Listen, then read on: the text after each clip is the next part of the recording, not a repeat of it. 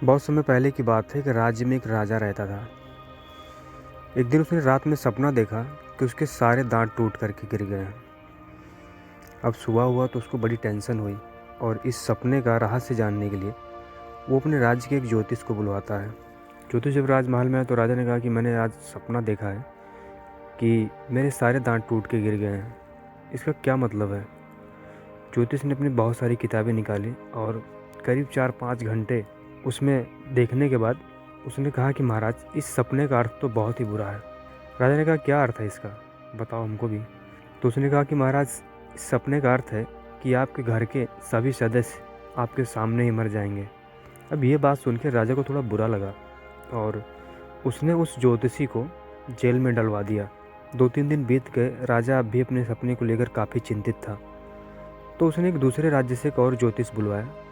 दूसरा ज्योतिषी जब आता है तो उसने पहले ज्योतिषी के बारे में सुन रखा था कि ऐसा बताने के बाद राजा पहले वाले ज्योतिषी को जेल में डलवा दिया। अब वो ज्योतिषी आया, उसने भी अपनी किताब वगैरह निकाली और 2-3 घंटे तक मेहनत किया।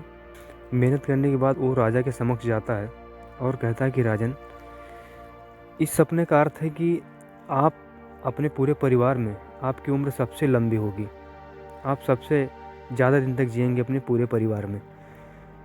उसकी बातों से राजा बहुत प्रसन्न होता है। राजा ने उसे ढेर सारे इनाम दिए और साथ सम्मान विदा किया। अब देखा जाए तो दोनों ज्योतिषी ने जो बातें कही उसका जो अर्थ है वो एक ही है, लेकिन दोनों के कहने का जो तरीका है उसमें ज़मीन और आसमान का फ़र्क है। सो दोस्तों, ये छोटी सी कहानी हमें बताती है कि क्या कहना है, इससे ज़्यादा इम्पोर्टेंट है कि कैसे कहना है। अगर एक चालाक आदमी है ना, तो ख़राब से भी ख़राब बात को वो बहुत अच्छी तरीके से पेश कर देगा, तो किसी को बुरा नहीं लगेगा।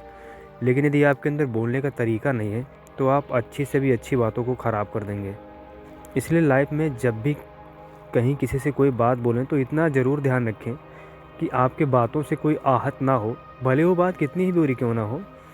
आपको जो कहने का तरीका हो वो थोड़ा सा डिसेंट होना चाहिए। बस यही इस कहानी का लेसन है।